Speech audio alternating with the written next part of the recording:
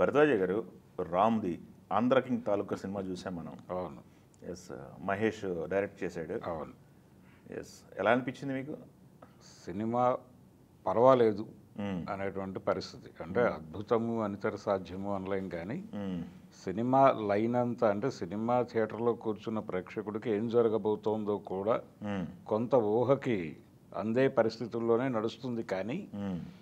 తన పరిధిలో తాను ఎంగేజ్ చేసుకుంటూ వెళ్ళాడు. ప్రతి సన్నివేశంతోనూ ఆడియన్స్ని ఎంగేజ్ చేసుకుంటూ హ్మ్. మధ్య మధ్యలో కొన్ని సర్ప్రైజింగ్ ఎలిమెంట్స్ పెట్టుకుంటూ ఎక్కువ హడావిడి చేయకుండా అలా తాపీగానే సినిమాని మూవ్ చేసుకుంటూ వెళ్ళాడు. హ్మ్.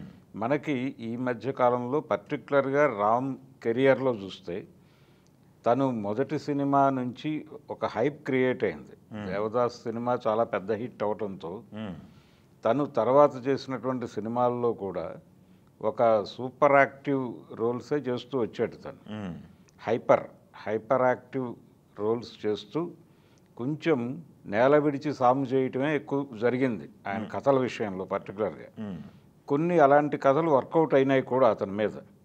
కానీ ఏ హీరో అయినా సరే అవే కథలతో పెడితే కుదరదు. హ్మ్. నేల మీద నిలబడి చేయాల్సినటువంటి పాత్రలు కూడా కొన్ని ఉంటాయి. ఆ సినిమాలు కూడా చెయ్యాలి. ఓకే. అయితే అతనికి ఇప్పటిదాకా అలాంటి స్క్రిప్టులు తక్కువ వచ్చినాయి. ఈ సినిమాతో అది కొంచెం పూర్తిగా కిందకి దిగాడు. హ్మ్. అంటే 3-4 లేయర్స్లో కథ నడిచింది. రెండోది తెలుగు సినిమా ఈ మధ్యకాలంలో ఒకటి ఎక్స్పీరియన్స్ చేసింది.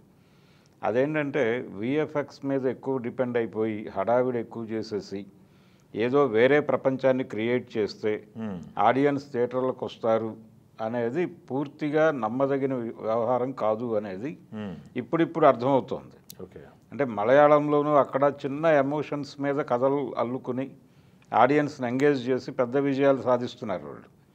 కాబట్టి మనం గాలిలో కత్తులు తిప్పడం కన్నా కూడా నేల మీద నిలబడి సినిమా చేయటం మంచిది హ్మ్. అనే ఒక వాతావరణం ఏదో మేరకు మన హీరోల్లోకి ఎంటర్ అయింది. దాని తాలూకా ప్రభావం కనిపించింది ఈరోజు సినిమాలో. ఓకే. అందుకని హీరో క్యారెక్టరు ఎక్కడా కూడా ఇంతకుముందు రామ్ చేసినటువంటి క్యారెక్టర్లలాగా రియాక్ట్ అవ్వదు. హ్మ్. మీకు యాక్షన్ ఎపిసోడ్ కూడా చాలా లిమిటెడ్గాను కొంచెం పద్ధతిగాను పెడుతుంది. అయితే అక్కడే ఆ లిమిటెడ్ స్పేస్లోనే కొన్ని మెరుపులు మెరిపించాడు. హ్మ్. మరీ ఒకేసారి అదేదో వదిలేసినట్టుగా కాకుండా చిన్నపాటి మెరుపులు చేసుకుంటూ అంటే హీరోని కథని కూడా బ్యాలెన్స్ చేసుకుంటూ అలా నడుపుకుంటూ వెళ్ళాడు. డైరెక్టర్ కృషి చాలా ఉంది దీనిలో. ఓకే. ఈ సినిమా తను చెప్పి కన్విన్స్ చేసిన దగ్గర నుంచి ఫైనల్గా థియేటర్లో సినిమా వేసేదాకా డైరెక్టరు చాలా కాన్ఫిడెంట్గాను అలాగే ఆడియన్స్ పర్స్పెక్టివ్లో ఆలోచించి ఓటీటీకి ఎక్స్పోజ్ అయినటువంటి ఆడియన్స్కి ఏ మోతాదులో ఏ ఎమోషన్ని ఎంతవరకు తీసుకెళ్ళాలి అనే కొలత తెలిసి ఎక్కువ హడావిడి పడకుండా సినిమాని నడిపినందుకు ముందు డైరెక్టర్ని అభినందించాలి. ఆ స్క్రిప్టుని నమ్మి కమిట్మెంట్ ఇచ్చినందుకు మిగిలిన వాళ్ళని. అలాగే ఈ సినిమాలో కీలకమైనటువంటి క్యారెక్టర్ ఉపేంద్ర చేసినటువంటి క్యారెక్టరు మిగిలిన అందులో ఫాదర్ క్యారెక్టర్ చేసినటువంటి రావు రమేష్కి ఇది ఫ్రెష్ క్యారెక్టరే. ప్రతి పాత్ర కూడా కొత్తగా కనిపించింది. అంటే వాళ్ళకు ఉన్నటువంటి ఇమేజ్ బ్యాగేజ్ నుంచి బయటకు వచ్చి ఒక ఫ్రెష్ కథతో ఫ్రెష్ లుక్తో కనిపించారు. తులసి కావచ్చు, ప్రతి ఒక్కరు. అలాగే భాగ్యశ్రీకి కూడా మంచి క్యారెక్టర్ వచ్చింది ఈ సినిమాలో.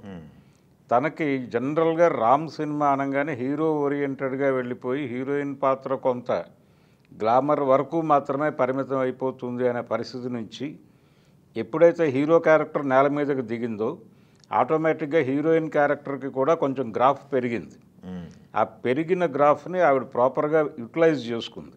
యూటిలైజ్ చేసుకోవడం వల్ల స్క్రీన్ ప్రెజెన్స్ బాగుంది, పెర్ఫార్మెన్స్కి అవకాశం దొరికింది. ఒక 3-4 సీన్లు చాలా బాగా నటించింది కూడా. ఆ అవకాశం దొరికింది ఆ క్యారెక్టర్లో. అలాగే మురళీ శర్మ క్యారెక్టర్ ప్రతిదీ ఈ మధ్య కాలంలో రొటీన్గా వాళ్ళు చేస్తున్న పాత్రలకు భిన్నమైనటువంటి పాత్రలు ఈ సినిమాలో ప్రతి ఒక్కళ్ళకి రావటం వలన ఆ ఫ్రెష్నెస్ కనిపించింది ఉపేంద్ర క్యారెక్టర్ ఆడియన్స్కి కూడా. అంటే ఉపేంద్ర క్యారెక్టర్ మీద రకరకాల అభిప్రాయాలు ఉన్నాయి. నిజానికి తెలుగులో ఒక బిగ్ హీరోని తీసుకుని ఏదన్నా పెర్ఫామ్ చేస్తే అలా ఉండేది అని. అది జరిగి ఉంటే కథ కొంచెం డామినేట్ అయ్యేది, అవతల వైపు నుంచి డామినేట్ అయ్యేది, రకరకాల స్పెక్యులేషన్స్ నడిచేవి. ఆల్రెడీ ఇప్పటికే నడుస్తున్నాయి. అంటే ఇంటర్వెల్ టైంకే రకరకాల చర్చలు మొదలైపోయినాయి జనాల్లో. అంటే ఫలానా హీరో పరిస్థితి ఇదే కదా, ఫలానా హీరో పరిస్థితి ఇదే కదా అనే ఒక కంపారిజన్లోకి వెళ్ళారు. అలా ఒకవేళ అదే కనుక తెలుగు హీరోతో పెర్ఫామ్ చేయించుంటే ఈ కంపారిజన్స్ గొడవ పెరిగేది. కానీ అవేమీ లేకుండా ఉపేంద్రతో చేయించడం వల్ల సినిమా కొంచెం కథ మీద కాన్సన్ట్రేట్ చేయడానికి డైరెక్టర్కి ఒక స్కోప్ దొరికింది. అందుకని తను అనుకున్న కథను అనుకున్న పద్ధతిలో ఎగ్జిక్యూట్ చేయడానికి ఉపేంద్రని తీసుకోవటం అనేది ఉపయోగపడింది. అలాగే ఉపేంద్ర కూడా ఆ క్యారెక్టర్ని ఓన్ చేసుకుని తనకు తెలుసు ఆ జీవితము దాని ప్రయాణము దాని గమనము ఏం జరుగుతుంది ప్రస్తుతం. అంటే ఒక రకంగా ఈ సినిమా విషయంలో రామ్ ఎలాగైతే కన్విన్స్ అయ్యాడో ప్రస్తుతం దాదాపుగా అందరి హీరోల పరిస్థితి అదే.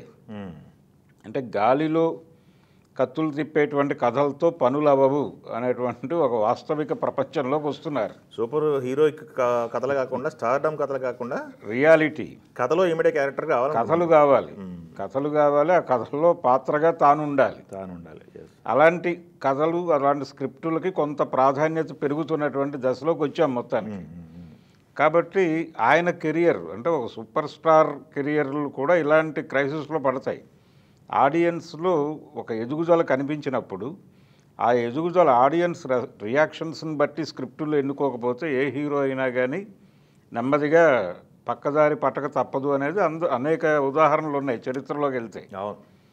కాబట్టి అలాంటి అనుభవంలోకి వచ్చినటువంటి ఒక హీరో అంటే దీనిలో ఒక కెరియర్ ఓరియంటేషన్ పాయింట్ కూడా నడిపాడు అండర్ప్లేలో.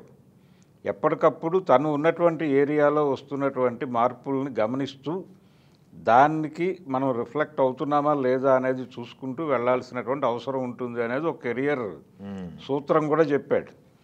తర్వాత దీనిలో ఇంకొక అండర్ప్లే చేసినటువంటి అంశం ఏంటంటే ఒక లంక గ్రామంలో ఉన్నటువంటి జనాలకి అక్కడే ఉన్నటువంటి ఒక చిన్న అర్బన్ ఏరియాలో ఉన్నటువంటి వారికి మధ్య వైషమ్యంగా మార్చాడు దాన్ని. అంటే మన జీవితాలు ఇలాగే ఉంటాయి, ఇలాగే బతుకుతాం, మన బతుకులు ఇంతే, వెలుగులు లేవు అన్నట్టుగా బతికేటువంటి జనాల తాలూకా ఆక్రందనలు కూడా సినిమాలో ఉన్నాయి. అయితే వాళ్ళకి ప్రతినిధిగా హీరో క్యారెక్టర్ని నిలబెట్టాడు. ఆ నిలబెడుతున్న క్రమంలో ఆ క్యారెక్టర్ని సూపర్ హీరోగా మార్చకుండా అక్కడే వాళ్ళతో కలిసి ఎలా ప్రయాణం చేయాలి, జనాలకి ముందు నడవడు వెనక నడవడు, జనంతో కలిసి ఎలా నడవాలి అనేది ఆ క్యారెక్టర్లో చేయటం వలన సూపర్ హీరో ఇమేజ్ రాకపోవడంతో ఆ క్యారెక్టర్ నిలబడింది. అది ఒకటి డైరెక్టర్ చేసినటువంటి కృషి. కాకపోతే అక్కడ నిజానికి కుల వైరుధ్యాన్ని గనక మాట్లాడి ఉంటే ఇంకొకలా నడిచేది కథ. ఆ జోలికి వెళ్లకుండా చాలా స్పష్టంగా Telugu cinema grammar, Telugu cinema కంచెని దాటకుండా సినిమాని నడిపాడు. తమిళ సినిమా అయితే ఆ చొరవ తీసుకుని ఉండేవాళ్ళు వాళ్ళు. ఇక్కడ ఈయన చొరవ తీసుకోవడానికి కొంచెం సంశయించాడు. హీరో కూడా కొంత వద్దులే అని ఉండొచ్చు స్క్రిప్ట్ దశలోనే. అందుకని ఆ జోలికి వెళ్లకుండా ఇంప్రెషన్ ఆడియన్స్లో పలికేలాగా చూసుకున్నాడు. అది ఒకటి అండర్ప్లేలో నడిచింది. ఆ ఎమోషన్ కూడా వర్కౌట్ అయింది ఆడియన్స్ మీద. ఇవన్నీ కలగలిసి ఎంగేజ్ చేసినాయి ఆడియన్ని. ఇన్ని లేయర్స్లో కథను నడుపుతున్నాడు. అలాగే హీరోయిన్ క్యారెక్టర్లో ఒక వ్యక్తిత్వం ఉండటము, ఆ వ్యక్తిత్వం నుంచి తన రియాక్షన్, అలాగే డైలాగు, దాని తాలూకా ఇంపాక్టు, ఇవన్నీ వర్కౌట్ అయినాయి సినిమాలో. అందుకని జరగబోయేది ఏమిటి అని ఆడియన్స్కి కొంత సూచనప్రాయంగా తెలిసినప్పటికీ ఆ సీన్లో ఉన్నటువంటి ఎమోషను, ఆ బలము అవి ఆడియన్స్ని కూర్చోబెట్టగలిగినాయి. అందుకని ఈ సినిమా పాస్ అయిపోతుంది థియేటర్లో ఆడియన్స్, మరి బయటకు వచ్చేసి ఇబ్బందికరమైనటువంటి సినిమా అనే మాట అయితే రాదు. ఆ మేరకు సినిమా ఉంది. కాబట్టి రామ్ కష్టం, అలాగే డైరెక్టర్ మహేష్ కష్టం వృధా అయిపోయే పరిస్థితి అయితే ఉండదు.